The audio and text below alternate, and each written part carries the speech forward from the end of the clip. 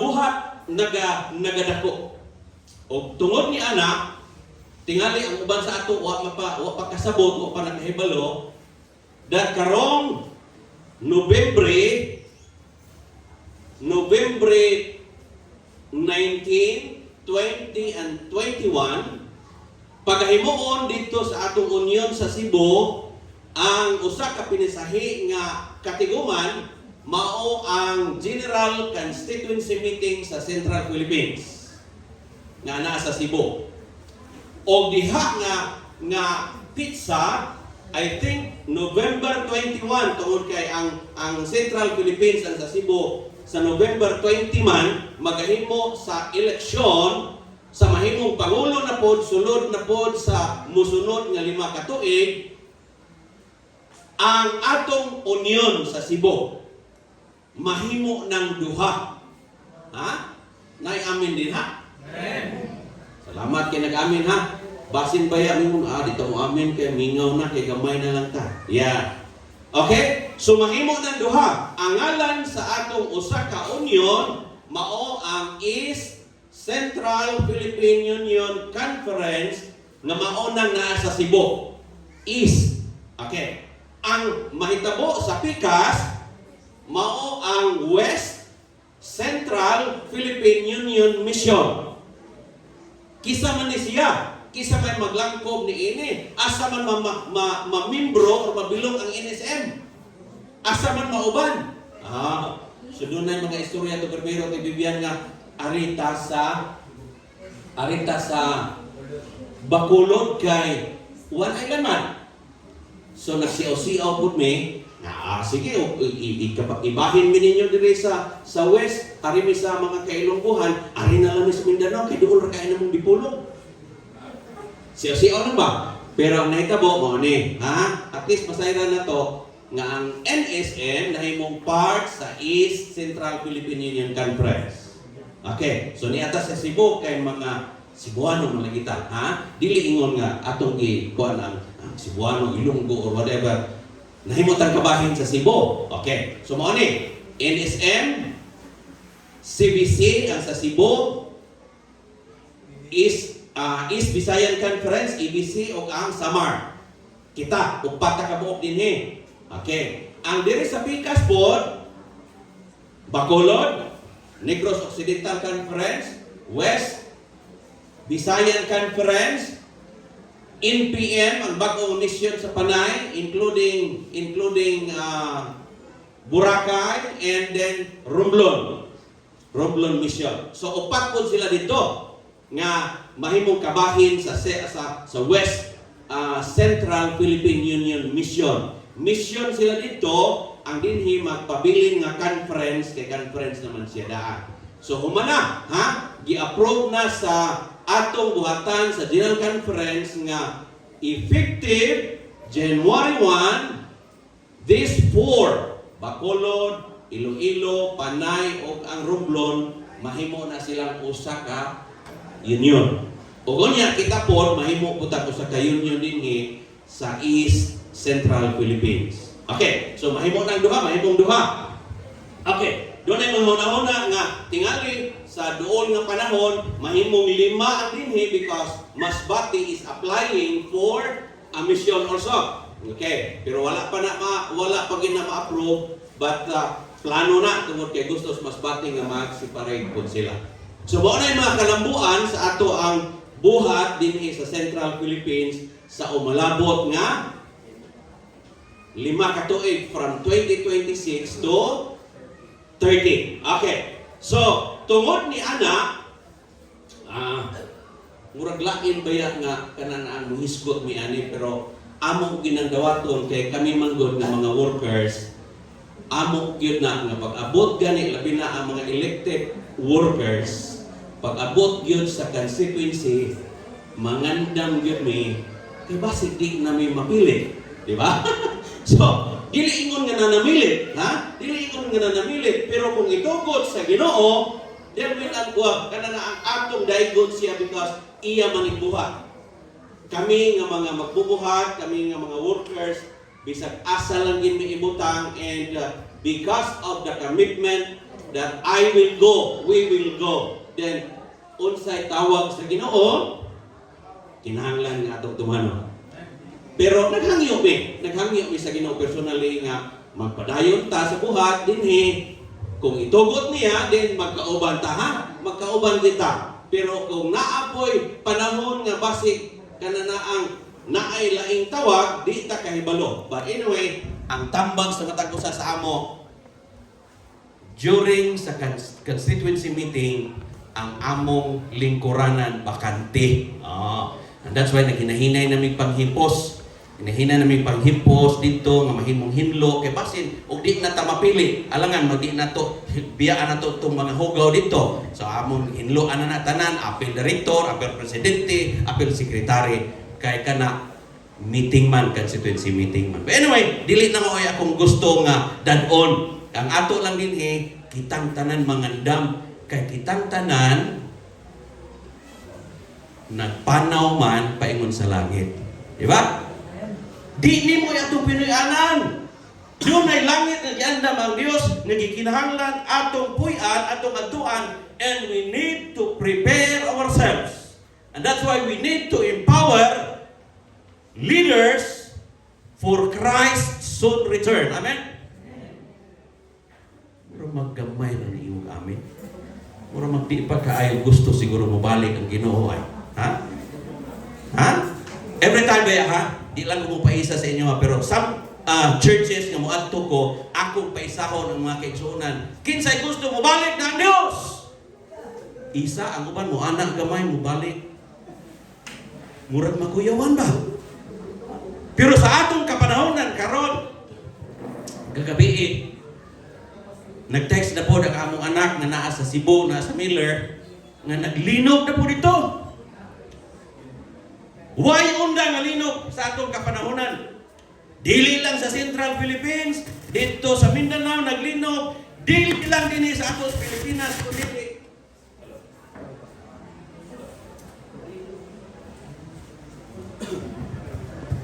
that's why ang atong mga Jamaican friends nga musugod unta sa wali ugma, doon ay 8 ka mga sites, mga district na ilang walihan. Dinhi sa ato, mga diingon nato, mga itom. Mga power na mga preachers. Pero nganong wala sila nakadayon karong si manahan nga molabot from Sunday to next Saturday because ang dapit nila naigo po sa linog. O tungod niya na-cancel ang ilang pag-flight, paglupad pa ingon sa Pilipinas, o dili sila makaabot sa tukma o nga panahon nga musugod sila ugma. Gi-extend kini dito na po sa October 30 to November 8 ang ilahang pagwali. Okay? So atong iampo ha, atong iampo di ay before ko malimot, atong iampo ang grupo sa mga Jamaican friends nga moanhi sa Pilipinas diri sa atong mission aron sa paghimo sa pagpangwali. 8 sila, 8 na ka-sites ang ilang walihan. Ila ang budget, naay budget nga ilang gi-allocate alang ni anak dako nga budget including their fare and their hotels and tanan. Apil ang mga wali paghimuon atong iampo nga unta mahimong makalusot gyud sila dinhi sa Pilipinas ug niya mahimo ang mga wali. Empowering godly leaders to finish the work. Mao kini ang gusto sa Dios sa atong kapanahonan. Dili lang ang atong mga elders, mga opisyales sa iglesia, kundi tanan kanato. Gikan sa mga bata, mga batanon, sa mga hamtong sa iglesia, gikinahanglan nga atong i-empower ang atong kaugalingon, pinaagi sa pulong sa Dios aron mahimong ang buhat matapos. I don't know kung naghandom ba mo nga malinugan ta dinhi? Ha? Kinsa naghandom bebe? Isa ka po. Kinsa naghandom maglinog sa ato? Usa duha. Abi ninyo? Buyag ha? Buyag. Tinuod, buyag. Kanang mingon tag buyag. Pero abi ninyo ang sinitabo dito sa Bugo karon. Hilabihan punuan sa mga iglesia.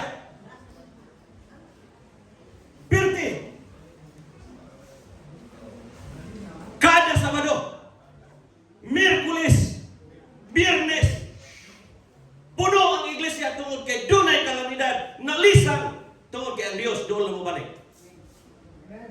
Kita din hayahay pa ta. Nalinugan man ta pero di yun kay kusog. Unsa man kaha ang atong pagpangandam. Nangandam ba ta nga mahuman ang buhat o nangandam ta nga madugay pagbabalik sa Dios? So let us all remember that God has His own time. Wa ka nakahibalo. Siya lang yun ang nakahibalo. Bisan pa ang manununda sa langit. And that's why we will empower each of us through the Word of God nga mahimot ang andam, mahimot ang makaapil sa buhat sa pagsangyaw niini ngadto sa kalibutan. Our text is found in 1 Corinthians 16, 13, and 14. Ibasa sa atong igsuon kaganina. Be on your guard. Be on your faith. Be courageous. Be strong. And let all you do be done in love. Usahay mo kung magbuhat sa atong kaugalingon, magbuhat sa ministeryo. Makulangan taning mga butanga, which is mao kini ang gusto sa Dios nga mahitabo sa matag usa kanato. Mao kini ang gusto sa Dios nga magkaanaa ta niini aron mahimong magmalampuson ta sa pagduso sa buhat ngayang gibilin sa matag usa kanato. First, be alert and be on your guard. Versikulo 13, we must watch over the flock which God has given us. Leaders of the church. Gikinahanglan nga atong bantayan ang mga karnero nga gihatag sa Dios sa matag usa kanato. Nga kita mo ay mag-lead kanila, nga kita mo ay magpakaon kanila, nga kita mo ay mag-atiman kanila. Ephesians 6 verse 18, pray that the Holy Spirit in all occasions will all kinds of prayer and request. We need to request the presence of the Lord. Nga matabangan ta niya, matudluan ta niya, mahatagan ta niya sa kaisog sa pag-atiman ni ining mga flash, ni ining mga karnero sa iglesia diin kita na-assign as leaders. Kay usahay daghang leader sa iglesia, apan usahay di ta makaatiman sa atong mga karnero. Sa pagkakaroon, a lot of baptism na musulod sa iglesia, dili lang din sa ato, kundi sa tibuok Pilipinas o sa tibuok kalibutan. But how about the church members nga naa na sa iglesia? Wa ba kay nang lusog po nila while others are coming? The members of the church are also going out from the church. Nganong mahitabo man igsoon tungod kay ang atong mga leaders usahay wala makahatag og focus ni ining mga butanga aron ang atong iglesia mga kaigsuonan mahimong intact nga mga lagad sa Dios na ining katapusan. I'm not saying nga naa dinhi sa atong iglesia apan kung naa man ugaling igsoon, please let us retrieve them. Let us visit them. And let us encourage them. Pasalamat ko ni Elder Seth kaganina nga doon na sila daghang gibang bisitahan o niya nakahimo sa pagbalik. Well, that's will and good. God will be happy if we can do it, especially sa atong mga kaigsuonan sa palibot nga wala na magsimba, nga mahimo silang makabalik aron mahimong andam sa dugol nga pagbalik sa atong Dios. We must be alert because our enemy is also going around, not to the world but to our church. ambot po ning atong mga kaaway. Ganun ari magipod sa atong iglesia, di man adto sa uban. Labi na gitong atong mga kauban sa una, ganun ari magipod sila sa sulod. And that's why di ta makabantay igsoon, gikinahanglan nga kay mga daot man gyud. Kay mura man po karniro.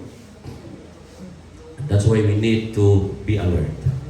Elder Ramon, niya man atong mga pangulo, mga elders naman din. Let us keep watch of the flock entrusted to us by the Lord. Second, be absolute in your faith. Kung unsa ang pagtuo nga ginamhan sa Dios, magpabilin unta na sa atong kasing-kasing. Amen? Amen. Dili kay usahay init-init. Bugnaw-bugnaw. Let us stand firm in the faith. And let us ask God to help us. Di man nato ni mahimo og gitara. And Romans 10:17 tells us faith comes from hearing and hearing by the word of God. We must stand firm on God's word. Pait ba igsoon? Because the survey nga gihimo sa atong mga pangulo sa General Conference. Actually, 2015, we were able to attend the General Constituency meeting sa General Conference in San Antonio, Texas. And the survey says during 2015 that almost 60% of our church members mauna lang ang nagbasa sa Biblia during 2015. Niagi ang 2020, kunya nahitabo nga ang constituency gihimo sa 2021 dito sa St. Louis, ang nahitabo sa survey, doon na nalamay 49% ang nagbasa sa Biblia sa mga membro sa iglesia. Apan ang latest na survey igsoon nga gipagawa sa atong General Conference sa mga kaigsuonan nga nagbasa sa Biblia, doon na nalamay 35 paingon sa 38% nga mao nilay nagbasa sa Biblia. It's sad. But that is the survey na gipagawa sa atong mga pangulo. Naunsa man ang ito ko? Unsa may hinungdan ka? Busy ka ata sa atong inadlaw-adlaw nga pagkinabuhi. Busy ka ata sa atong mga gimbuhaton, sa atong kaugalingon sa kalibutan matag adlaw. Og dili ang kana nagbasa sa Biblia, kung dili ang nag-worship usa-usab kabutang nga ni-recline ug maayo ang porsyento. Worship sa matag buntag o sa matag gabi. Tungod kay maumang ka na ang atong tulumanon. Let us help one another to empower each other as leaders of the church. District pastors, elders, encourage everyone to do these things tungod kay mauman kini ang gusto sa Dios mahitabo sa ato. Stand firm in your faith in God. Ikatulo, be active in the work. Be men and women of courage.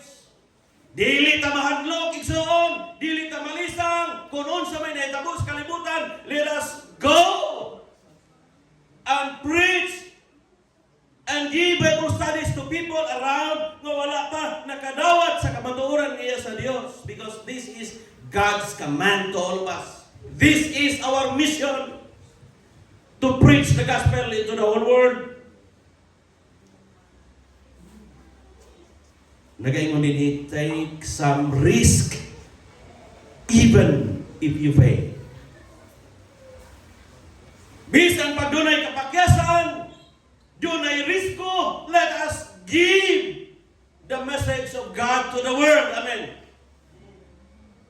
Di ta mahadlok igsoon, because God is promising all of us that He will guide us, He will be with us, and He will give us knowledge and wisdom if we do His work here on earth. Be strong and very courageous. Mao kana ang giingon sa Ginoo ngadto kang Joshua concerning the taking of Canaan. A leader of God must be courageous to have good influence, for influence is leadership. Elders of the church, leaders of the districts. Let us be courageous in spreading the gospel to the world, because God is soon to come. How soon, we don't know. But God is really very, very soon to come. Ikaw pa, be able and be strong. Gikinahanglan ang tanan kay igsunan, dili lang ang mga pangulo, dili lang mga elders, dili lang mga leaders sa women's, kundi ang tanan gyud nato mahimong able sa paghatag og Bible study ngadto sa mga katawhan sa palibot nato. Be strong in the Lord and His mighty power. Dad-o na to ang ngalan sa Dios. Dad-o na to ang gahom sa Dios samtang tanbubuhan. For His strength will make you able for whatever He has called you to do. Sometimes, ang pagtuo sa mga kaigsunan nga, ang pagtawag sa Dios sa ato, nga mahimo tang membro sa iglesia, igo na. Nga itawag ta sa Dios, ng pabautismo ta, igo na, ng mga lagad ta, sa atong pagalingon, o kunya maangko na to ang kaluwasan. Apan ang Dios nag-awhag o naghandom nga tungod kay kita nidawat diha kaniya nga mahimong iyang mga disipulo, we need to disciple others for Him. Dili lang kay kita ra gyud ang mag-anhi sa simbahan, maminatud-on lang gyud ta sa atong kaugalingon tungod kay gusto tang maluwas, kundi ang gusto sa Dios nga makadalata og mga hamiling kalag diha sa iglesia aron mahimong kauban nato siyang duol nga pagpati. Let us do the work of the Lord in these last days. Atong trabahoon ang buhat sa Dios niining katapusan naman. Ang ikalima, create a good atmosphere. Do everything in love. Sahay manggod, tungod sa kapresyur, tungod sa atong tendensiya, tungod sa atong temperament, nga gusto kitang mahitabo ning mga butanga, dili na inoon maplastar o niya, mahimo nga ang gugma wala na dinha sa atong pagbuhat. Yes, it's nice to know the Bible. It's nice to know the doctrines. Kaya mo man ikikinahanglanan. Apan dili ginato kalimtan ang atong pagkamaayo sa Biblia, ang atong pagkamaayo sa doktrina, ang atong pagkamaayo sa manual, ang ibabaw ginunta ni ana ang gugma aron atong pagkalayan. Gugma! Aron ang mga tao muduol. Kinsa may muduol ato dayong ingnan aka ng inyong papa. Kamu nagsunod-sunod mo sa papa. Lisod na siya kawan ay gugma. Gusto nato kay paabot ngadto kanila ang Dios may gugmao. Bisan unsa ka pula sa ilang mga sala, ang Dios andan sa pagdala. 1 Corinthians 12:31 tells us of a more excellent way. The right atmosphere is so important in leadership. This atmosphere must be created before you have much influence upon your congregation. People will follow your leadership. Remember, elders. People will follow your leadership if they know that you love the Lord and you love them. Pastors, naman nila si Pastor Jerry. Let us love our parishioners. Let us love our church members. Let us love the people around us. O pinaagi ni anak, kung makita na sa mga katawan nga ang Diyos na anato, then they will follow and come to the church to worship with us.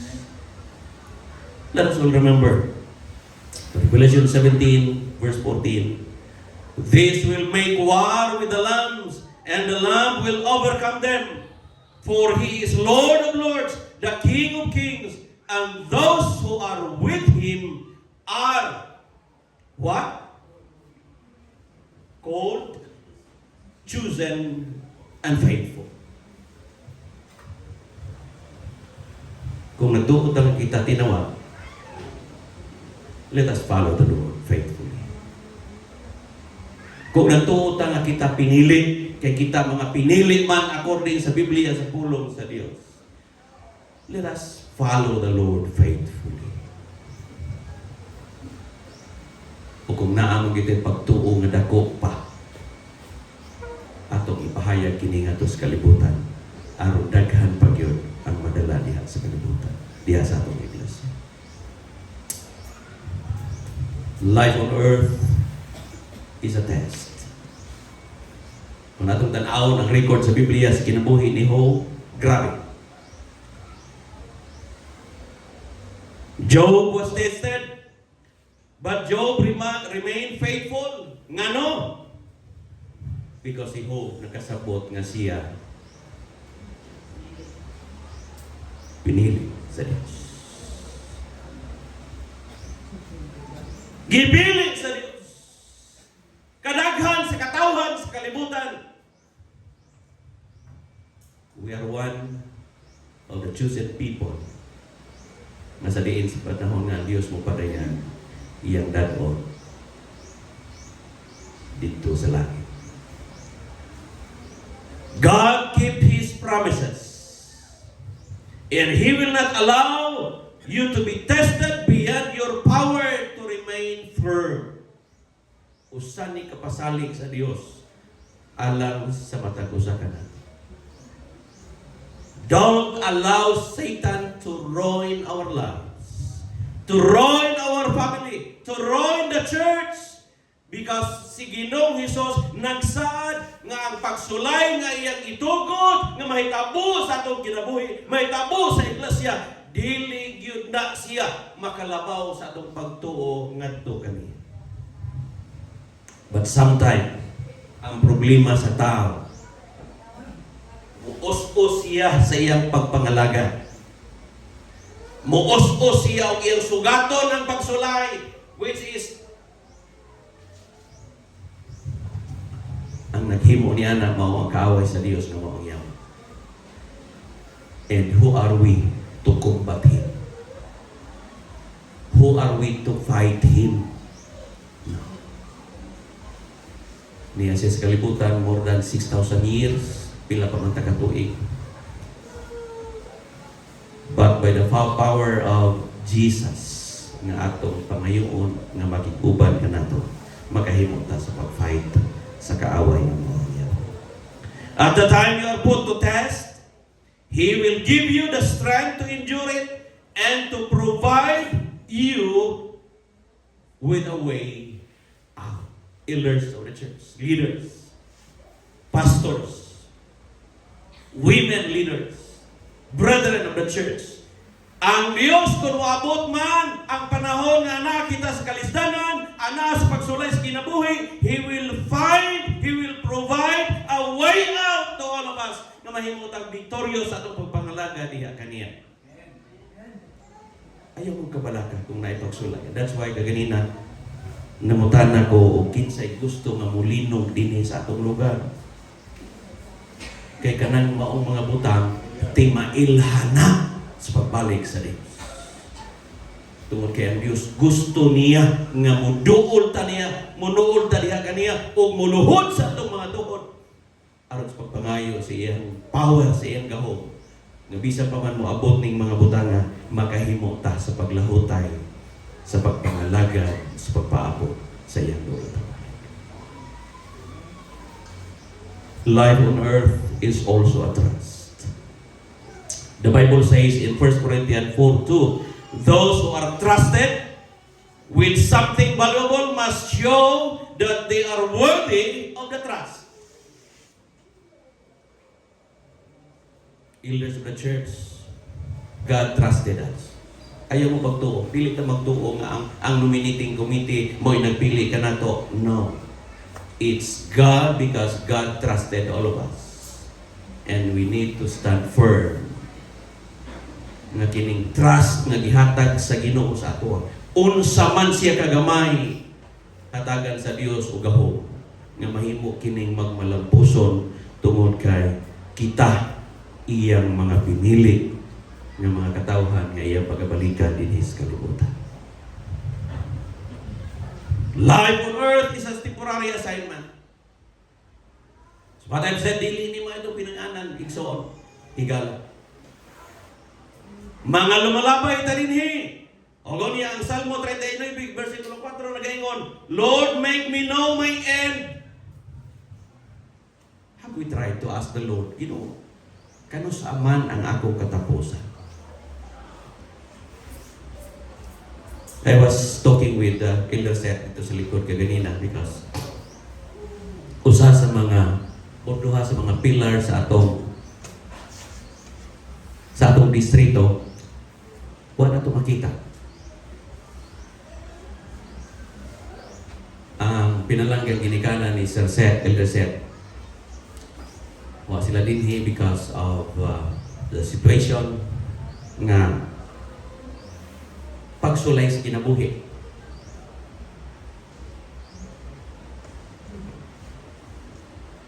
But God knows. And I'd like to request all of you to please pray for them. Pray for them. Naisgutan na mo nga ang amo pong inahan sa Mindanao almost a year na nakaagi po og mild stroke. Kunya wa siya naka-recover.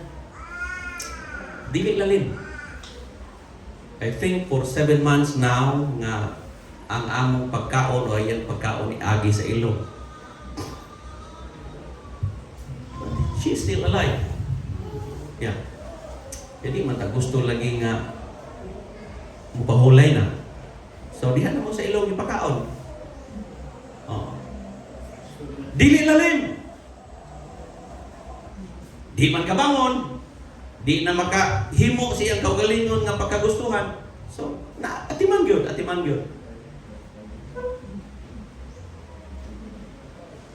But we are looking forward. Kining mga butanga sa pagbalik sa Dios. Di naman nimo ang lawasa ang ihatag sa Dios unya sa panahon nga kita iyan na doon sa langit. Ilisda namin ni og lawas nga dili na madunoto. Wala na'y kamatayon, wala na'y padatinan. Lord, make me know my end. And what is the measure of my days? Pag-ampok kini ni David. Sa akong kaugalingon, personally, nangayo ako sa Ginoo. Ginoo, kung itugot nimo, tagai ko og sinyalis nga kung moabot man ang katapusan sa akong kinabuhi, makahimo gyud ko sa pagkupot bisan pa man sa kamatayon. That I may know how frail I am. This is the prayer of David. Tabangin ko, Ginoo, sa pagbantay sa katapusan sa akong kinabuhi, akong maihap ang akong mga adlaw. Tungod kay nasayod man ko unsa siya kadelikado nga magpuyo ni ining kalibutan. Way kasiguruhan. But the Lord promises us that He will give us eternal life sa panahon nga siya moabot, mobalik dili kalibutan. Nanabakon, we are Christ ambassadors on earth. Amen? Di basta-basta nga pagtawag sa Diyos. Ambassadors of Christ on earth. Kung sa may buhat sa ambassadors gani? Kani buluhaton sa ambassadors, igsoon? Kung sa buluhaton sa ambassadors gani? Pag-represent sa nason. Pag-represent nga ang atong nason, sample ambassadors to the US, ambassadors to New Guinea, ambassadors to Australia. Unsay buhaton sa ambassadors nga Pilipino? He will represent the Philippines.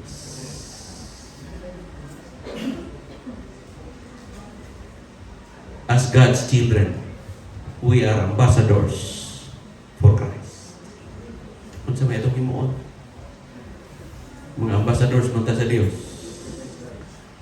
Let us share His love. Let us share God to the people of God. Called and chosen to be faithful. And because of that, remember always that when God, Jesus calls, He will protect us. Di ta mahadlok. Usahay mo taman, di lang mo apel na pastor, di lang mo kuha elder, kaya di mami ka maungkot sa ubang Bible study. O man gani nga, gidasig ta sa pagtuot sa Biblia, gidasig ta sa pag-uban sa mga Bible studies, aron makakuha tao ka idea, aron kung kita na lang makahimo punta sa paghimo sa buluhaton nga iya sa Dios. He protects us. Isaiah 49:25, God declares, I will deliver even the captives of the conqueror, for I will contend with him who contends you. Dito mahadlok. Tungkol kay kung kinsa tong magatamay sa ato, kinsa tong magahandlok sa ato, ang Dios may manalipot sa ato. Tungkol kay siya mo'y moatubang sa panahon na kita pagkasulayan. When God calls, He provides for you. This is the promise of the Lord. Matthew 8:13 says, Then Jesus said to the centurion, Go your way, and as you believed, so let it be done for you. And that servant was healed that same hour. Because of his faith. Diha-diha, gitubag sa Dios ang iyang pagka. When Jesus calls for you and me, He empowers us.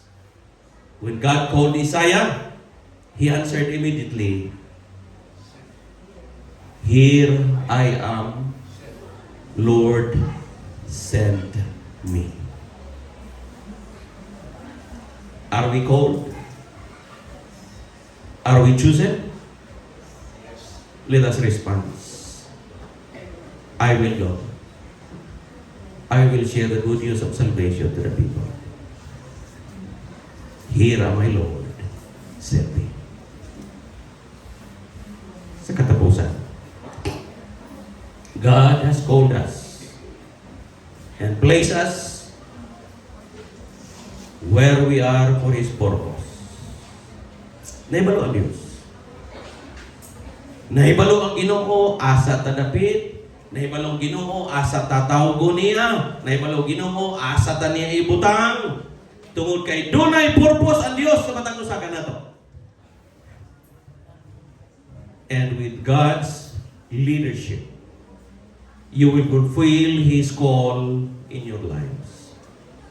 One day, as the Lord calls you, well done, good and faithful servants. Enter now into the joy of the Lord. Let us all be a leader for God. Above all, let us equip ourselves for His service. By equipping ourselves by reading our Bibles,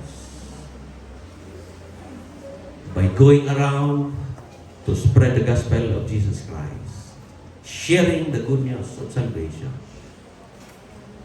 Mahimo na to ni. Because ang Dios nagsaad man na siya makikuban ka na to. Siya makikiustorya ang bihag sa ato. Siya maghahatag ka na to sa kaalam ng ito.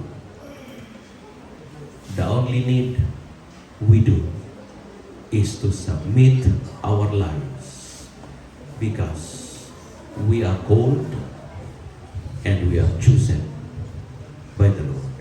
May God bless us.